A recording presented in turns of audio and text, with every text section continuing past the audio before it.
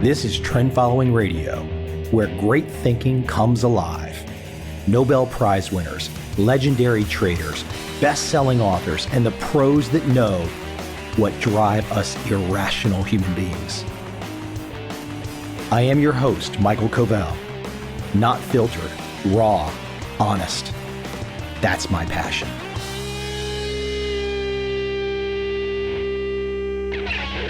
I want to start with two quotes.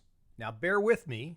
These might not seem to make a lot of sense at first, but they will be perfectly clear by the end when I repeat them. Number one, Mark Andreessen, the famed investor, famed inventor, Netscape founder, the browser god, so to speak. A great quote from him. Education doesn't make people smarter. Just keep that right there in the front of the mind. Number two, close your ears if you're easily offended. A tweet on X that I caught, or what they're calling reposts now. In 50 years, nursing home attendants will have to explain to trans Alzheimer's patients what happened to their dicks like 700 times a day. We're just speaking a little truth here.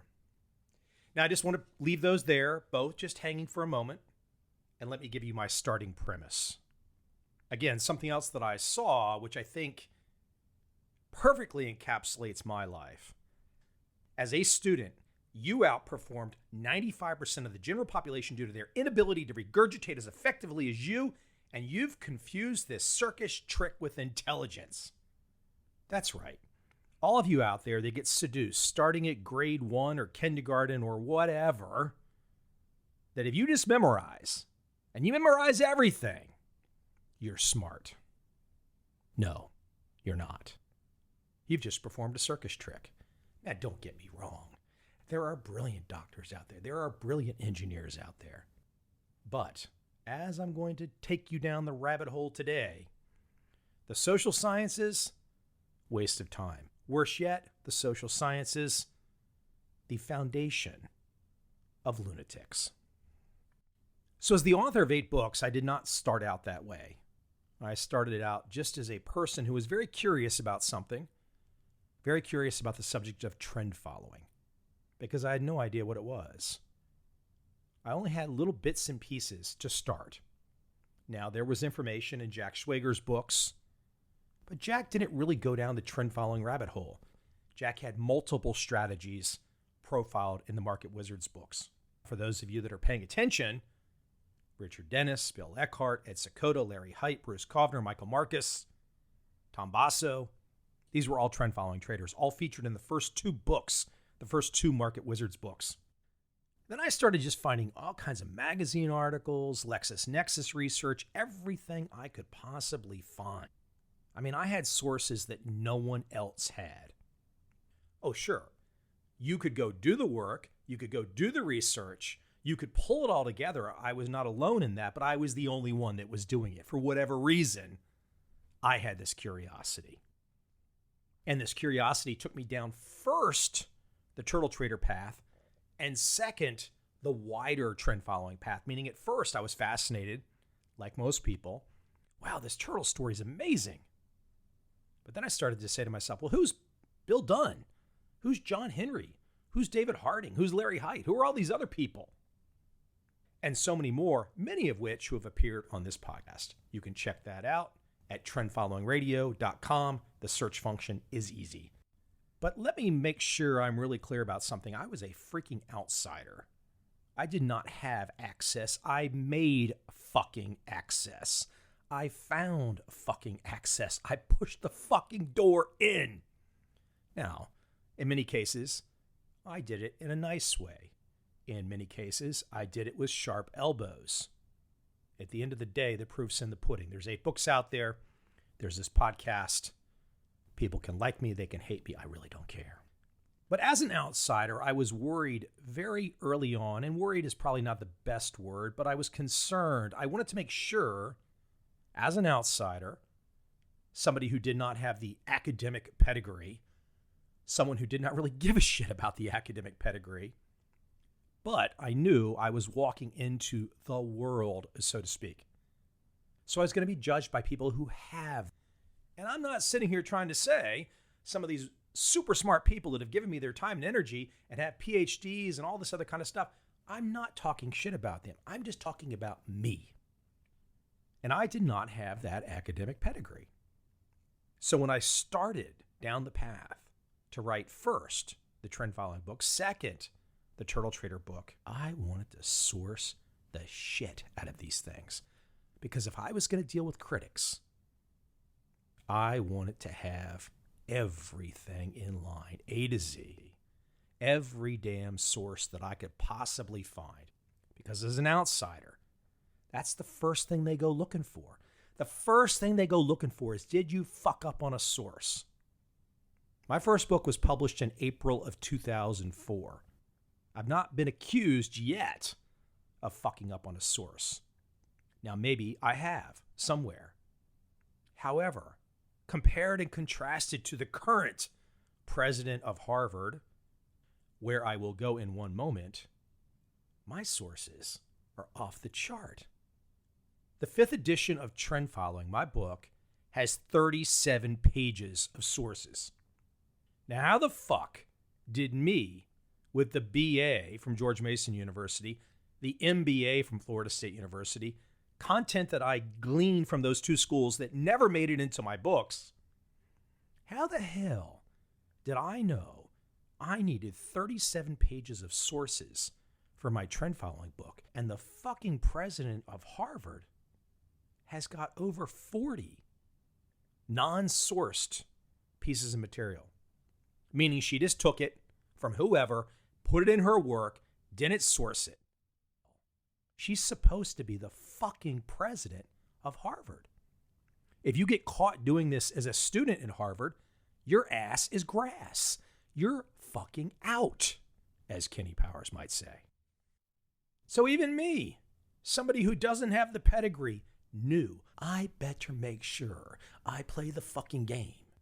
I better make sure that when all these smart people out there read my work, because I'm going to make it good enough that they're going to want to read it, I want to make sure they don't kick my ass because I stole something from them, put it in the wrong place, didn't source it, didn't put a name there. I mean, go through the side margins of trend following. Everybody's freaking name is there. Did the president of Harvard go for decades not sourcing her material?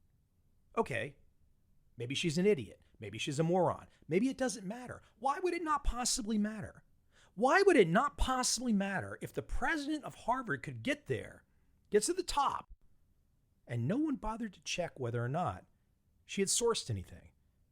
No one bothered to check because it doesn't matter in today's world. I mean, it matters to me. It matters to the people that follow me. It matters a shitload to us. But to most people that just want to win, who have the morals and ethics of an asshole, it doesn't matter. I want to read a few quotes from Chris Rufo's X timeline. Chris Rufo, an investigative journalist at Hillsdale College, has some great pieces of feedback on his timeline and some reposts. Now, just for some background, now that everyone knows the president of Harvard is a serial plagiarist, we now know that after first threatening lawsuits, when Harvard said that there was no plagiarism, Harvard did their own investigation and found out there was plagiarism. As they call, I think, duplicative sources is what they're calling it now. Some new legal bullshit jargon. I mean, what the hell happens when the first Harvard student is accused of plagiarism after watching their president skate? What happens? So anyways, Rufo has posted a lot of stuff, and I want to share a couple of them. First, from Bill Ackman. Bill Ackman, a hedge fund manager, well-known, not a trend-following guy, but he's made a shit pot of money. And he is a Harvard alum, and he has been one of the people out there leading the charge. And Bill's not a conservative, as far as I understand. He's a liberal guy. But he has been out there pushing hard, saying, what the hell is going on? And he points out that Harvard misled and threatened the New York Post with litigation to get it to kill an article which alleged that President Gay had committed plagiarism. I mean, he's pointing out the obvious. In 1 week, you're threatening a lawsuit because the paper is saying your president committed plagiarism. The next week, or a month later, whenever it was, in short order, she's now correcting her plagiarism. What's amazing about all this, and this is another quote from Rufo's timeline, is we live in a time when the president of Harvard is a serial plagiarist and 700 of its faculty think that it's okay. Now, how can we get to this point? How can we get to the point where Mike Covel has to know that he can't just steal, but the president of Harvard, over her career, just thought she could steal? Because it's not about right and wrong with certain people. It's about power. They don't give a shit about right and wrong. They just want the freaking power. And this right here, this quote from Vivek Ramaswamy, gets to the heart of the matter. Quote, Claudine Gay presents the same problem for Harvard as Kamala Harris presents for the Democrats. When affirmative action is your basis for hiring, firing becomes impossible. Most Harvard alums know it. They're just afraid to say it. But to fix a problem, you have to name it first. And this gets to the heart of it. DEI, diversity, equity, and inclusion. This gets back to my Alzheimer's joke at the front of this podcast. DEI is the devil. It's evil incarnate. It is the way that people can lie, cheat, and steal. It's a power grab. It's bullshit. And until it dies, society will die or continue to die. Here's the deal. Life is about merit, or at least the pursuit of merit. DEI has nothing to do with merit. If you say you're a man one day, you're a man. If you say you're a woman the next day, you're a woman. Black, white, green, yellow, orange. It doesn't matter to me. But to DEI, special privileges. Can you make up a story about something that supposedly happened to your ancestor 500 years ago? Well, come on down. You're going to get a bonus.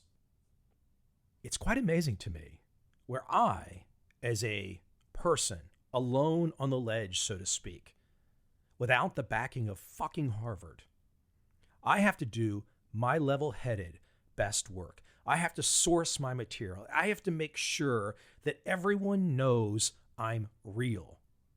The material is real. Now, you still have to go verify. Maybe I lied about all my sources. Not exactly. There's 37 pages of them. But this was always a responsibility, always a burden I felt. But when you live in the DEI world, it doesn't matter. The only thing in the DEI world that matters is what you do in your bedroom and what color you are. Somehow or another, that's become merit. Your color and your sex have become merit. What the fuck kind of crazy, twisted, nutso, asinine world have we developed? Well, it's one, if it's not corrected, if smart people don't correct it, we're all fucked. Because you can bet one day, when we look at the market system that we see right now, and we all know that price is the truth. Price is the truth, right?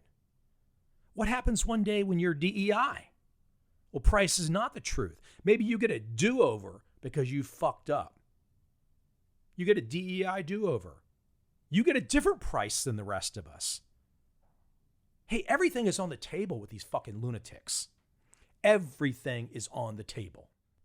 And here's the deal. If you are on the left and you don't pay attention as to what the hell is going on, you won't know because your news sources aren't going to tell you, okay? They're not going to tell you. Barely will you get something from the New York Times. Barely will you get something from CNN or MSNBC. Only when the shit has hit the fan will they say something. And for those of you out there on the left who think I'm only coming from the right, let me tell you right now, I don't watch Fox News, okay? I could give a crap less. From what I can tell about Fox News, it's all about this woman, Nikki Haley, and going to start wars. I ain't following that stuff either. All I want is the truth. What is the truth? At least in my world, The price has always been the fucking truth. But guess what? With DEI, I can imagine a day where price is not the truth, because they're going to give DEI lunatics, DEI power-hungry, mad assholes, they're going to give them a price break. They're going to give them a different price. They're going to be in an entirely different game. They will have a backstop of some sort, a safety net, because they're the right color, because they're the right sex, they're the right lunacy, whatever. You got to know it's coming until we all fight back. I said the joke at the beginning of this episode. In 50 years, nursing home attendants will have to explain to trans Alzheimer's patients what happened to their dicks like 700 times a day. Because when you live in a world where real is not real, truth is not truth, the price is not the price, or at least today the price is still the price, but I have a sneaky suspicion we're coming to a place in time where price will be different for different people. And if you're the right sex, if you're the right color, if you're the right insanity, you'll get a different price, or you'll get saved from your asinine behavior. Price is merit. Ultimately, it's a fantastic system that we've developed. But when you let those in the door who don't care, when you let those in the door who do not have the capacity to think, who do not have the capacity to compete, you're fucked. And that's what we have done. We have let people who do not have the capacity take control of the bureaucratic apparatus. And now they've got it. And they're dumber than a box of rocks, but they understand power and they understand guaranteed government jobs.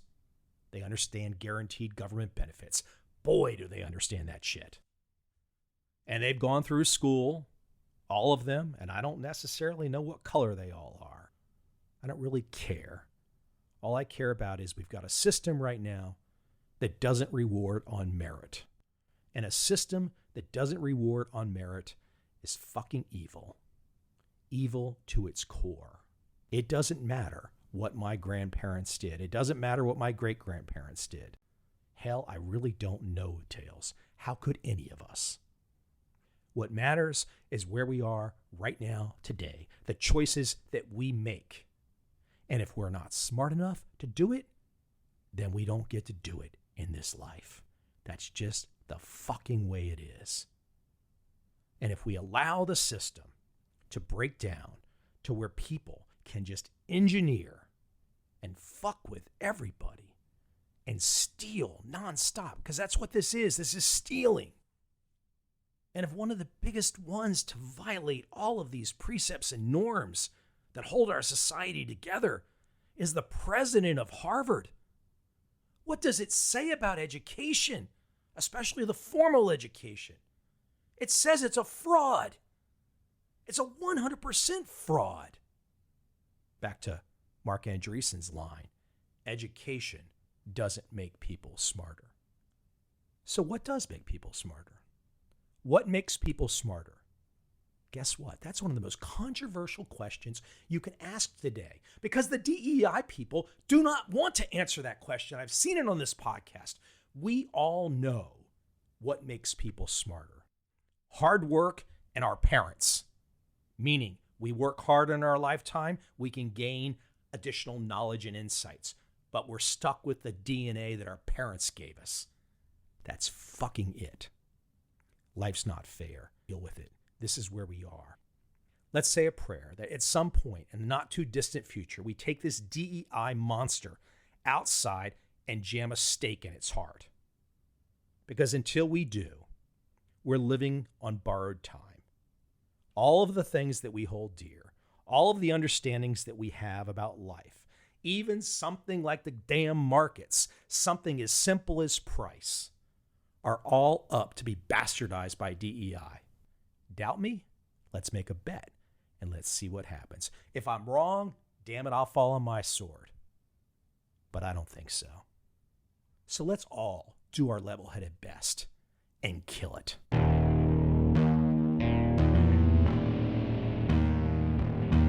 I see a time when those awake will understand how to make money in up, down, and surprise markets. Whether new trader or experienced, college student or financial advisor, protecting against a crash or just trying to make a lot of money, trend following offers everyone an answer in uncertain times. To get started immediately, send me an email, michael@covel.com. I will send you the right trend following steps to take along with my free video. But if you want to buy and hold, trust the government and trust Wall Street, this is absolutely not for you.